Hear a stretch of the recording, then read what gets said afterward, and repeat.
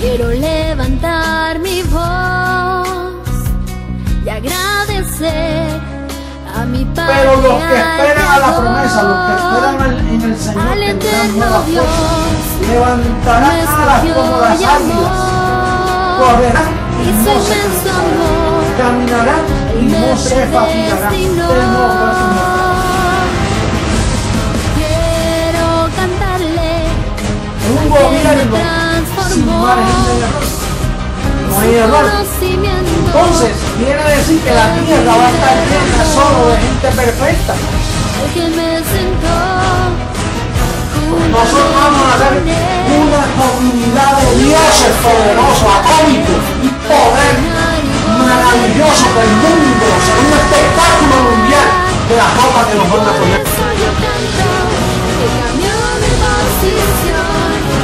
De mortal a inmortal, de corruptible a incorruptible, de esclavo a heredero, de hombre a Dios, a ti al Dios vivo, toda gloria y honor.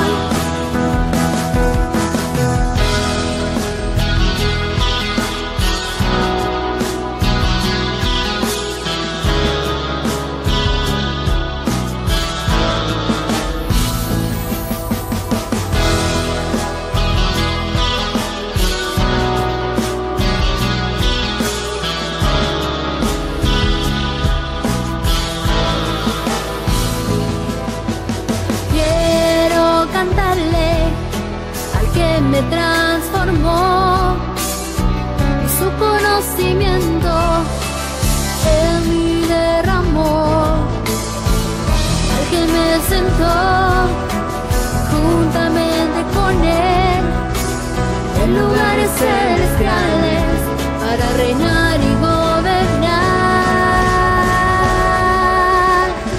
Y por eso yo canto al que cambió mi posición, de mortal a inmortal, de corruptible a incorruptible, de esclavo a heredero, de hombre a Dios, a ti el Dios vivo, toda gloria y honor.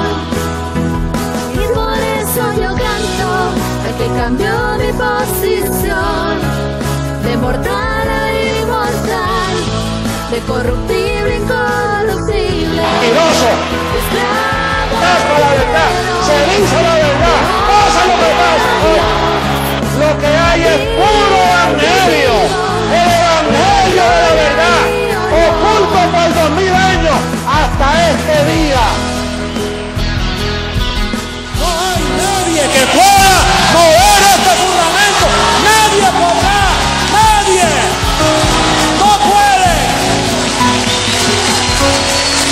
Esto es para siempre. La verdad del evangelio, el evangelio eterno. Esta es la reforma de la iglesia. No hay otro. No lo esperes porque no hay más nada.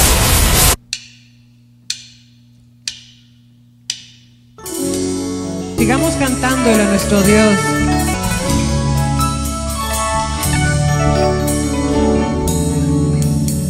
Tu pacto, Dios, es eterno. Tu gracia, oh Dios, es para siempre. Tu pacto, Dios, es eterno. Tu gracia, oh Dios, es para siempre.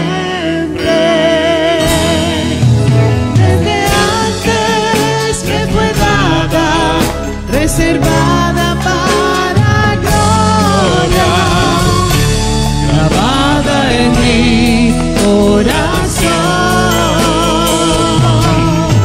y por eso ahora reino, caminando en tus obras, en tu decreto y tu amor.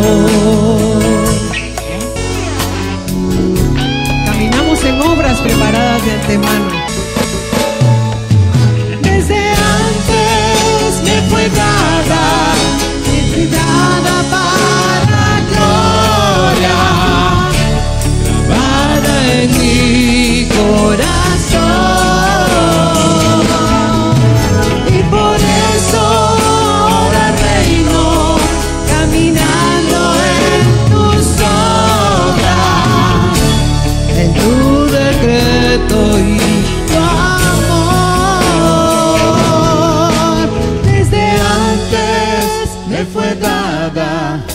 reservada para gloria, grabada en mi corazón. Y por eso ahora reino, caminando en tus obras, en tu decreto y tu amor. Desde antes que fue dada, reservada para gloria, grabada en mi corazón. Y por eso ahora reino, caminando en tus obras, en tu decreto y tu amor,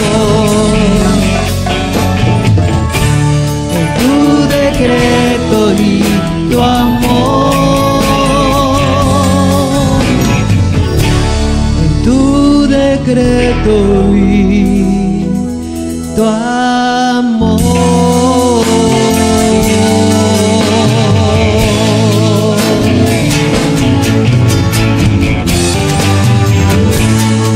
En tu decreto, papito, y en tu amor.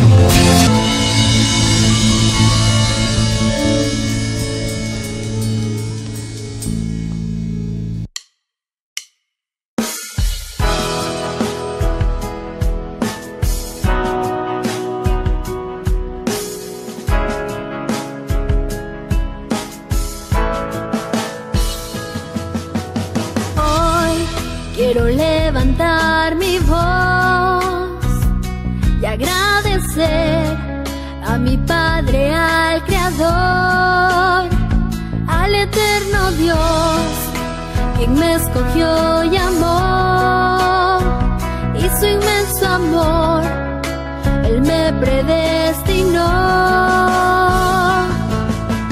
Quiero cantarle al que me transformó, y su conocimiento en mí derramó, al que me sentó juntamente con Él en lugares celestiales para reinar y gobernar.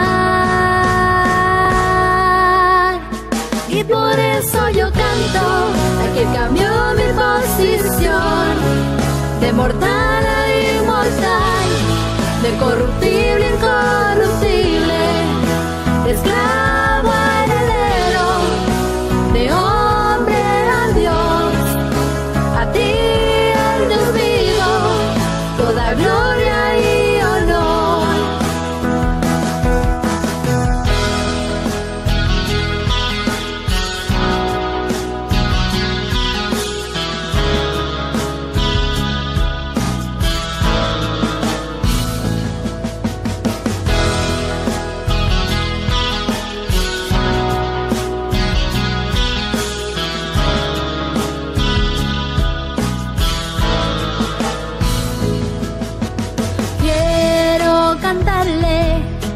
Al que me transformó, y su conocimiento en mí derramó, al que me sentó juntamente con Él en lugares celestiales para reinar y gobernar.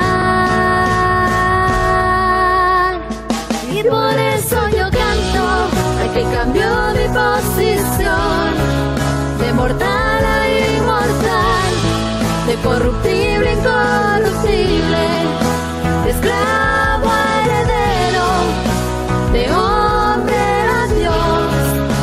A ti, el Dios vivo, toda gloria y honor. Y por eso yo canto al que cambió mi posición, de mortal a inmortal, de corruptible a incorruptible, de esclavo a heredero, de hombre a Dios. A ti, el Dios vivo, toda gloria y honor.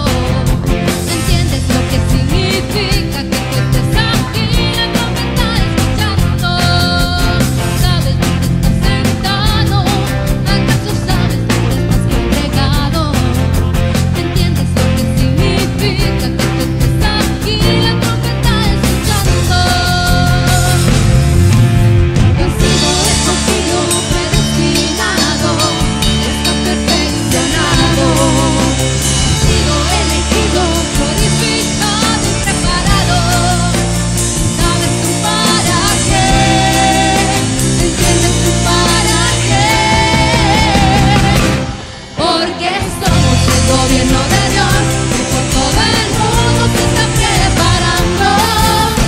Todos a la misma voz, en un mismo pensar, todos como soldados. Somos el gobierno de Dios, que todas las naciones sigue anunciando. Alerta, escuchen sin temor, la trompeta sonando con sonido claro. Vencido, escogido, predestinado, está perfeccionado. Vencido, elegido, purificado y preparado. Y sabes tú para qué, entiendes tú para qué. Porque somos el gobierno de Dios, que por todo el mundo se está preparando. Todos a una misma voz, en un mismo pensar, todos como soldados. Somos el gobierno de Dios, que todas las naciones sigue anunciando. Alerta, escuchen sin temor, la trompeta sonando con sonido claro.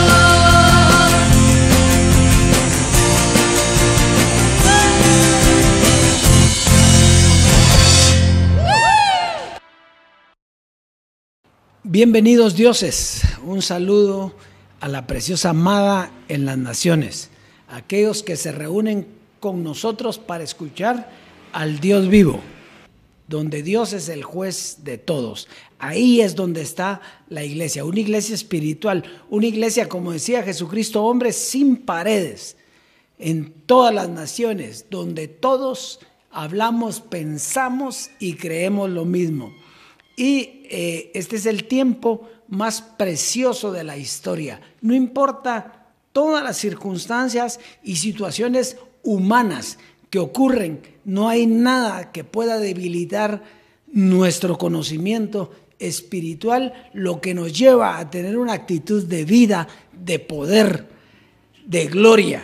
Así es que estamos viviendo tiempos maravillosos, maravillosos. Es más, con mejores motivos para agradecer ese conocimiento del Dios vivo que nosotros tenemos, que nos lleva adelante con este gozo, con esta tranquilidad, con esta alegría. Así es, Dios es precioso, preciosa amada.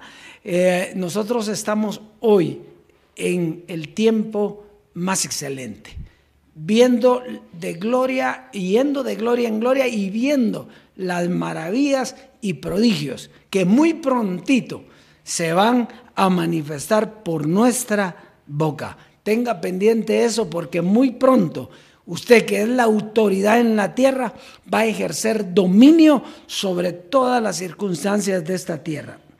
Pero por lo pronto oímos el consejo de Dios para entender su plan perfecto hasta el día de hoy. Hoy tenemos un tema hermoso, precioso, un tema que solo lo puede conocer si es por la revelación del Dios vivo. De lo contrario, es un tema que ha estado plasmado en la Biblia y que nadie lo supo ver. ¿Por qué? Porque tenía que venir Dios mismo a explicar su glorioso evangelio. Entonces hoy vamos a ver, el tema lleva por título la muerte espiritual. La muerte espiritual. La semana pasada hablamos de tres doctrinas, y cada una de las doctrinas tenía una función en el proyecto de Dios. Comenzó con la doctrina del Hijo. La doctrina del Hijo representaba el fundamento, el comienzo de un proyecto, del proyecto de Dios.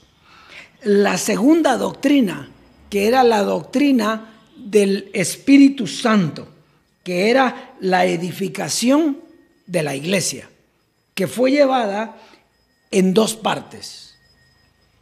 La primera parte era el conocimiento, escuche bien, el conocimiento de lo que significó la desobediencia de Adán y lo que ocasionó, no solo conocer qué había hecho Adán, sino qué ocasionó.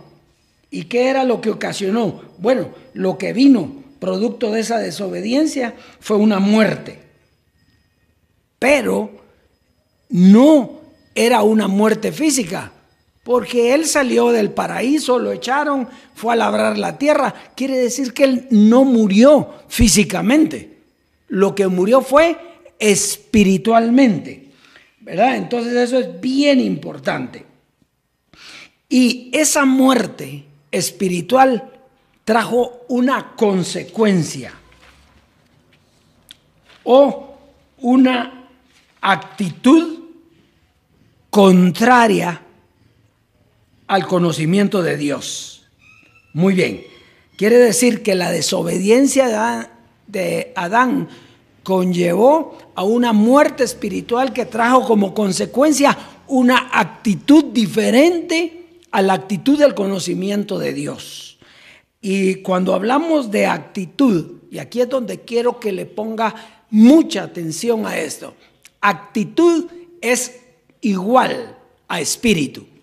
Actitud y espíritu es lo mismo. Entonces, por eso es que el Evangelio habla de un espíritu del mundo y un espíritu que proviene de Dios. Dos espíritus. ¿Qué quiere decir? Dos actitudes que generan una forma de manifestación diferente. Muy bien, entonces ya teniendo eso clarito, entonces sabemos que hay una actitud que es un espíritu del mundo, que es la naturaleza humana, la naturaleza carnal, y un espíritu que proviene de Dios. Muy bien, esa fue la primera parte del conocimiento que traía el Espíritu Santo. La segunda parte es entonces el conocimiento de, número uno, la restauración o reparación de esa muerte espiritual. Fíjese, entonces, tenía que venir un conocimiento de cómo restaurar, reparar un daño que había sido una muerte espiritual. Muy bien. ¿Y cómo iba a ser esto? Bueno, llevándote a la muerte de la carne, que representa el espíritu del mundo. Quiere decir que cuando hablamos de la muerte espiritual, nos estamos refiriendo a un espíritu carnal diferente al conocimiento de Dios, que tiene que morir. ¿Para qué? Para entonces cobrar vida y vida eterna, para resucitar el espíritu de Dios. Quiere decir que muere el espíritu del mundo, que es la carne, para darle paso al espíritu de Dios, resucitar el espíritu de Dios que había muerto por causa del pecado. Muy bien. Y por último está la doctrina del Padre. ¿Qué iba a ser la doctrina del Padre?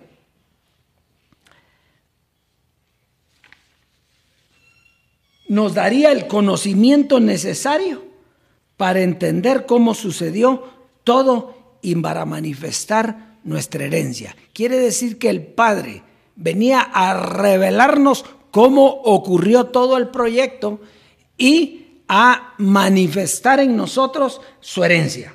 Muy bien. Entonces, lo que vamos a ver hoy es cómo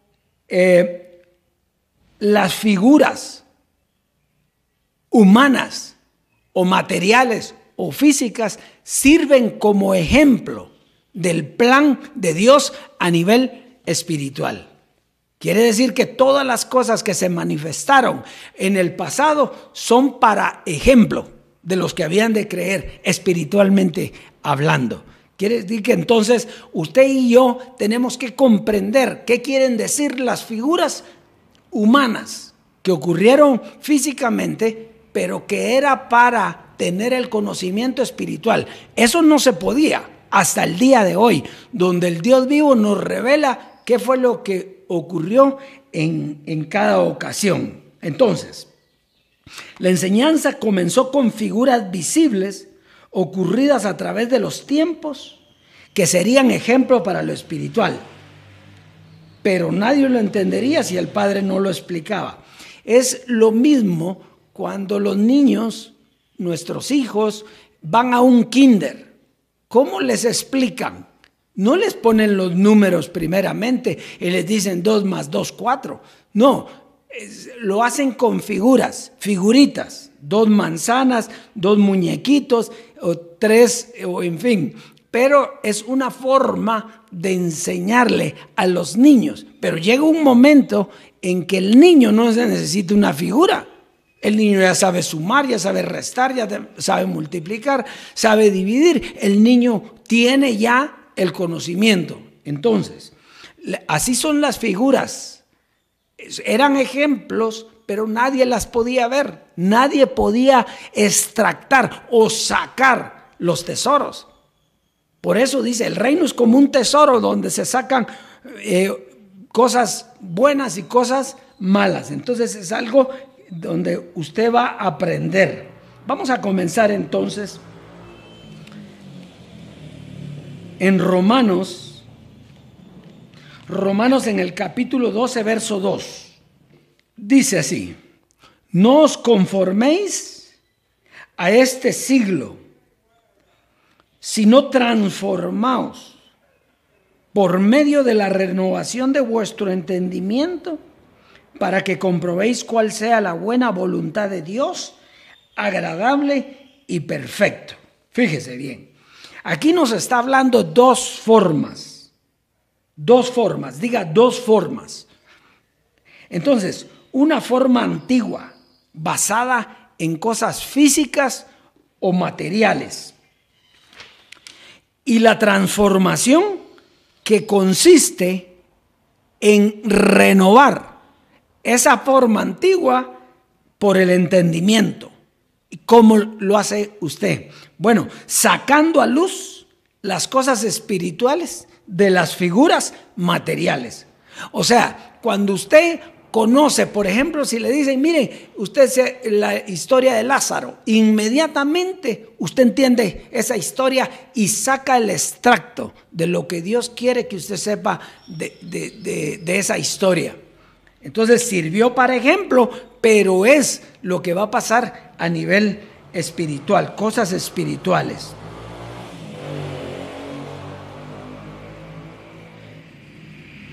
Vamos a ver entonces a continuación tres tipos de muertes que nos sirven de ejemplo para las cosas espirituales.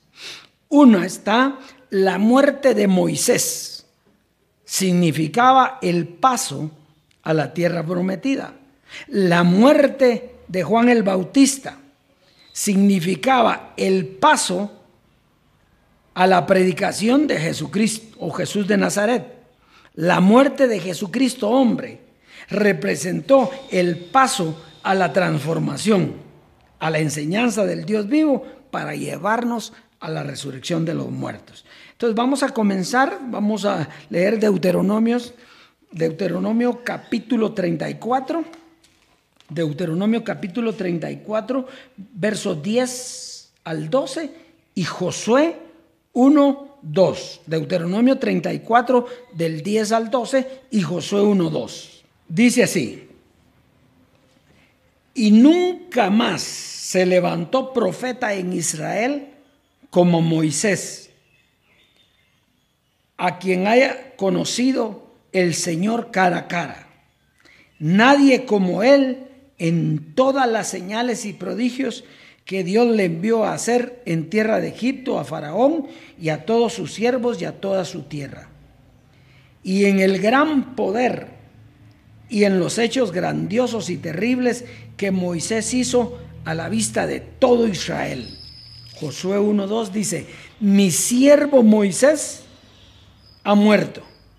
Ahora pues levántate y pasa este Jordán, tú y todo este pueblo, a la tierra que yo les doy a los hijos de Israel. Entonces, fíjese, Cuando leemos Deuteronomio vemos que Moisés era un personaje extraordinario, extraordinario. Dice que no había nadie como él. Sin embargo, todo lo que él hizo en su vida no sirvió, sino que lo único que sirvió fue la muerte. Cuando él muere, entonces la promesa que se le había dado se hace manifiesta. Muere Moisés y Josué, dice que Josué le toca pasar al pueblo. Entonces fíjese la importancia de lo que nos quiere decir aquí la palabra. Por eso es que después de la muerte viene más gloria. Usted no puede pensar que la muerte lo va a privar de la gloria. No, mentira. La muerte es el paso de muerte a vida. Entonces muere Moisés y el pueblo entra a la tierra que Dios les había dicho que les iba a dar. Muy bien. Entonces, vamos a ir a Mateo 16. Mateo 16, verso 21 al 28 y 17 del 1 al 13. Dice: desde entonces comenzó Jesús a declarar a sus discípulos que era necesario ir a Jerusalén y padecer mucho de los ancianos y de los principales sacerdotes y de los escribas, y ser muerto y resucitar al tercer día. Entonces Pedro, tomándole aparte, comenzó a reconvenirle, diciendo: Señor, ten compasión de ti, en ninguna manera eso te acontezca. Pero él, volviéndose, dijo a Pedro: quítate delante de mí, Satanás, me eres tropiezo, porque no pones la mira en las cosas de Dios, sino en la de los hombres. Entonces Jesús dijo a sus discípulos: si alguno quiere venir en pos de mí, niéguese a sí mismo y tome su cruz y sígame, porque todo el que quiera salvar su vida la perderá, y todo el que pierda su vida por causa de mí la hallará. Porque ¿qué aprovechará al hombre si ganare todo el mundo y perdiere su alma? ¿O qué recompensa dará el hombre por su alma? Porque el Hijo del Hombre vendrá en la gloria de su Padre con sus ángeles, y entonces pagará a uno conforme a sus obras. De cierto os digo que hay algunos de los que están aquí que no gustarán la muerte hasta que hayan visto al Hijo del Hombre viniendo en su reino. Fíjese bien lo que está diciendo aquí. Hay algunos que no gustarán. ¿Cuándo puede usted gustar la muerte? Nadie quiere morirse. Pero ¿cuándo puede usted gustar la muerte? Cuando conoce lo que es la vida. Aquí está hablando a nivel espiritual, no a nivel físico. Cuando venga el Hijo del Hombre, entonces Él les va a enseñar lo que es esa muerte y que les va a dar vida. Entonces, vamos a la otra parte. 17. Dice: 6 días después, Jesús tomó a Pedro, a Jacobo y a Juan su hermano, y los llevó aparte a un monte alto, y se transfiguró delante de ellos, y resplandeció su rostro como el sol, y sus vestidos se hicieron blancos como la luz. Y he aquí les aparecieron Moisés y Elías, hablando con él. Fíjese, una historia de una transfiguración. O sea, aparecieron dos personajes y usted tiene que entender para qué aparecieron y qué era lo que representaban esos personajes. Vamos a seguir leyendo y ya le voy a decir yo. Entonces Pedro dijo al Señor: bueno es para nosotros que estemos aquí. Si quieres, hagamos 3 enramadas, una para ti, otra para Moisés y otra para Elías. Mientras él aún hablaba, una nube de luz los cubrió, y aquí una voz desde la nube que decía: este es mi Hijo amado, en quien tengo complacencia, a él oíd. Al oír esto, los discípulos se postraron sobre su rostro y tuvieron gran temor. Entonces Jesús se acercó y los tocó y dijo: levantaos y no temáis. Y alzando ellos los ojos, a nadie vieron sino a Jesús solo. Cuando descendieron del monte, Jesús les mandó diciendo: no digáis a nadie, no digáis a nadie la visión hasta que el Hijo del Hombre resucite de los muertos. ¿Por qué? Porque nadie iba a entender en aquel tiempo qué había pasado. Hasta que el Hijo del Hombre viniera, íbamos a entender la figura física de la transfiguración. Entonces sus discípulos, verso 10, le preguntaron diciendo: ¿por qué pues dicen los escribas que es necesario que Elías venga primero? Respondió Jesús y les dijo: a la verdad Elías viene primero y restaurará todas las cosas. Fíjese, ¿qué era la representación de Elías? ¿Qué era? La restauración de todas las cosas. Mas os digo que Elías ya vino y no le conocieron, sino que hicieron con él todo lo que quisieron. Así también el Hijo del Hombre padecerá de ellos. Entonces los discípulos comprendieron que les había hablado de Juan el Bautista. Entonces fíjese, siempre hay una muerte antes de una restauración. Entonces, ¿qué es lo que quiere decir Dios aquí? Hoy lo conocemos facilito. Usted seguramente ya lo está pensando qué es lo que dice. Pregúnteles a todos qué significa la transfiguración y no saben. Entonces, fíjese pues, ¿qué representan las figuras que se manifiestan con Jesucristo? Moisés y Elías. Bueno, Moisés representaba la muerte. ¿Qué fue lo que hizo Moisés? Morir. Al morir pasan a la tierra prometida. Y Elías representaba ¿la qué? La vida eterna. ¿Pero por qué dice usted eso? Bueno, Moisés murió. ¿Qué representaba él entonces? La muerte. Y Moisés nunca murió. Moisés no encontraron su cuerpo. Dios se lo llevó así como estaba. Nunca murió físicamente. ¿Qué quiere decir eso? Él representa la vida eterna. Es lo mismo. Juan el Bautista, por eso él pone el ejemplo como que Juan el Bautista era Elías. No, y es el ejemplo. Juan el Bautista vino. ¿Y qué representa Juan el Bautismo? Juan el Bautista, ¿qué representa? La muerte. Él lo mataron. Bueno, ¿y qué representa Jesús de Nazaret? La vida, porque él murió y resucitó. Entonces se da cuenta las figuras que son espectaculares porque nos muestran la vida espiritual. Había una muerte a la que había que morir, pero había una resurrección de vida. Estos dos personajes manifiestan eso. Es lo mismo pasó con el Hijo del Hombre, con Jesucristo hombre. Si Él no muere, no hay transformación. ¿Por qué? Porque Él representaba, ¿qué representaba José Luis de Jesús? La muerte. ¿Para que viniera qué? La vida. ¿Y quién era la vida? El Dios vivo. El Dios vivo. Entonces, la muerte es necesario para la vida. Pero aquí no estamos hablando de muerte física. Eso olvídese. Aquí no estamos hablando de muerte física. Estamos hablando de una muerte de un espíritu para darle paso a la resurrección de otro espíritu. Muy bien. Entonces, vamos a ir a Juan capítulo 11. ¿Está entendiendo clarito hoy?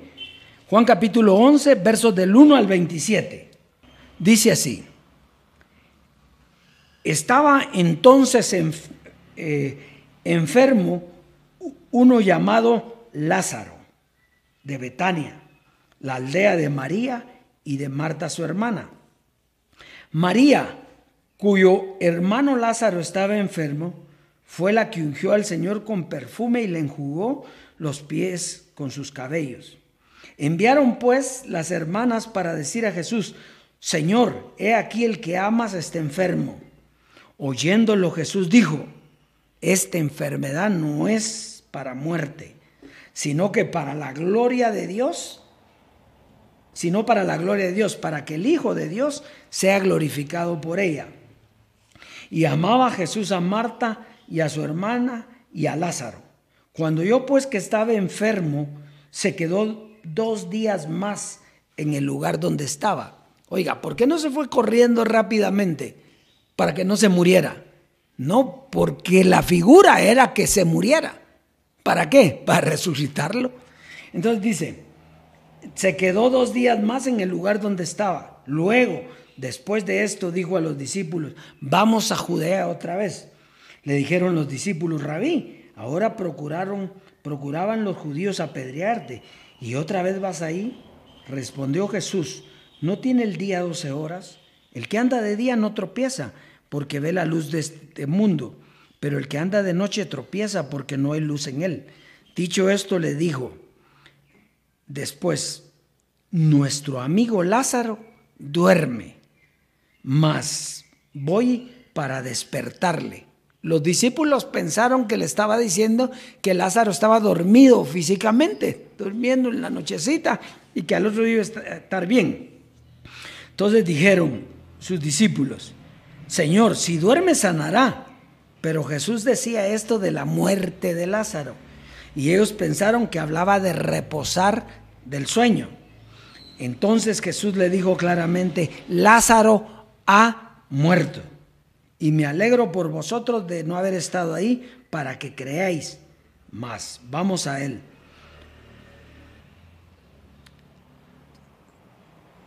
Dijo entonces Tomás, llamado Didimo, a sus discípulos, ¿vamos también nosotros para que muramos con él? Vino pues Jesús y halló que hacía ya 4 días que Lázaro estaba en el sepulcro. Betania estaba cerca de Jerusalén como a 15 estadios, y muchos de los judíos habían venido a Marta y a María para consolarlas por su hermano. Entonces Marta, cuando oyó que Jesús venía, salió a encontrarle, pero María se quedó en casa. Y Marta dijo a Jesús, Señor, si hubieses estado aquí, mi hermano no habría muerto. Mas también sé ahora que todo lo que pidas a Dios, Dios te lo dará. Jesús le dijo, tu hermano resucitará. Marta le dijo, yo sé que resucitará en la resurrección en el día postrero. Le dijo Jesús, yo soy la resurrección y la vida. El que cree en mí, aunque esté muerto, vivirá. Y todo aquel que vive y cree en mí no morirá eternamente. ¿Crees esto? Le dijo, sí, Señor. Yo he creído que tú eres el Cristo, el Hijo del Dios que ha venido al mundo. Mire, esta es otra historia, otra figura, otro ejemplo de ¿qué? De la muerte y resurrección. Esto fue a nivel físico, igual que la muerte de Jesús de Nazaret. Él muere y resucita físicamente, pero era un ejemplo de la muerte que teníamos que pasar todos. ¿Para qué? Para resucitar juntamente con él. Por eso cuando él le está corrigiendo, ella le piensa que le está diciendo yo lo voy a resucitar en el último día. No, hoy va a resucitar, pero va a servir para ejemplo de lo que yo voy a hacer en el último día. O sea, ella no es que estuviera equivocada, pero Dios le quería mostrar a ella qué era lo que iba a ocurrir. Vamos entonces a segunda carta a los Corintios, capítulo 5, segunda carta a los Corintios, capítulo 5, versos 4 y 5. Dice, porque asimismo los que estamos en este tabernáculo gemimos con angustia, porque no quisiéramos ser desnudados, sino revestidos, para que lo mortal sea absorbido por la vida. Mas el que nos hizo esto, el que nos hizo para esto mismo es Dios, quien nos ha dado las arras del Espíritu. Entonces, aquí podemos ver las dos doctrinas.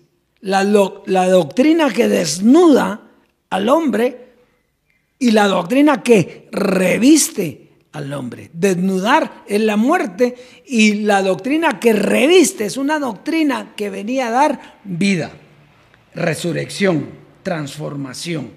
Muy bien, vamos a ver primera carta a los Corintios, capítulo 15, versos 53 y 54. Porque es necesario que esto corruptible se vista de incorrupción y esto mortal se vista de inmortalidad. Y cuando esto corruptible se haya vestido de incorrupción y esto mortal se haya vestido de inmortalidad, entonces se cumplirá la palabra que está escrita, sorbida es la muerte en victoria. Sorbida, absorbida, chupada, la tragó la vida se tragó la muerte, ya no hay muerte. Entonces, ¿dónde llegó esto? Llegó en la resurrección de los muertos, una doctrina espiritual. Esto mismo es lo que vimos en las figuras de Moisés, Elías, Juan el Bautista y Jesucristo, Lázaro, Jesucristo hombre y el Dios vivo. Entonces, es necesario que esto corruptible se vista de incorrupción. Eso fue lo que ocurrió en la transformación. La transformación nos quitó lo corrupto. ¿Qué era lo corrupto? Era el espíritu del mundo, que era una actitud, que era una carne generada por Adán.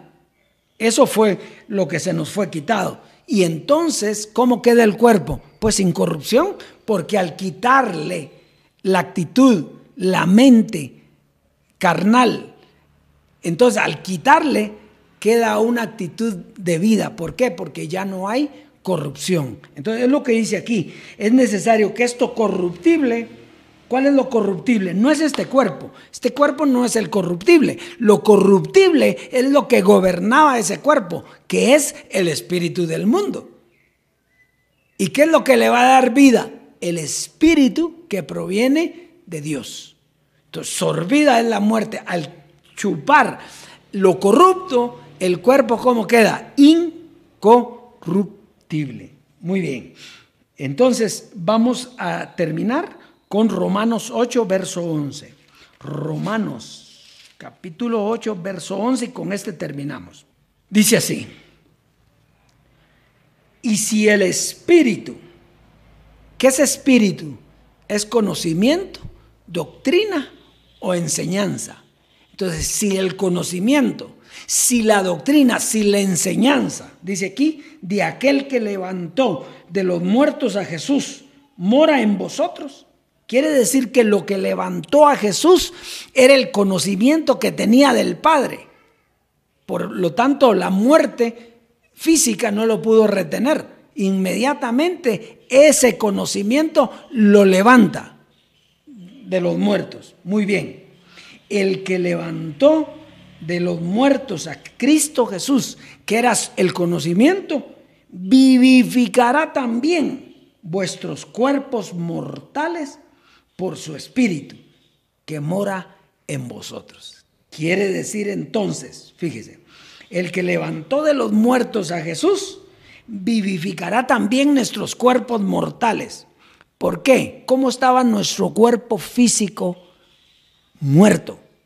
¿Por qué? Porque tenía una doctrina carnal, un espíritu que era el del mundo en la mente. O sea, lo que gobernaba nuestro cuerpo, aunque ya teníamos la enseñanza espiritual, lo que gobernaba en nosotros era el espíritu del mundo, el espíritu de carne. Entonces, al quitarnos el espíritu de carne, resucitamos. Y entonces este cuerpo mortal vive de la misma manera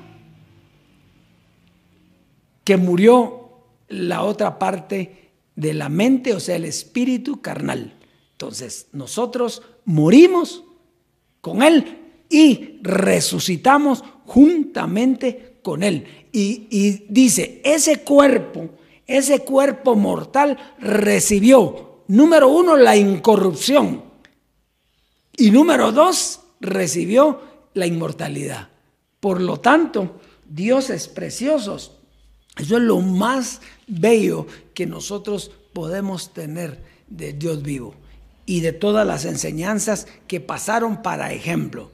Ahora nosotros espiritualmente, porque ahora no está hablando de carne, no está hablando de muerte física, no, está hablando de la muerte espiritual que ya ocurrió cuando murió Jesucristo hombre, y la resurrección de vida o la transformación, que es la venida del Dios vivo a nosotros para con su evangelio, con su doctrina, con su enseñanza, producir un cuerpo de vida incorruptible e inmortal. Así es, dioses preciosos, ese es el conocimiento que el Dios vivo nos da para este día. Usted por eso debe ser feliz sabiendo que todo usted, todo su ser es inmortal y está para vivir eternamente. Así es, Dios es precioso, disfrute la abundancia de la herencia, y hoy, en este tiempo, sus riquezas, que son espirituales, traen la manifestación física de todas las riquezas materiales para que usted disfrute todas las cosas en esta tierra en abundancia.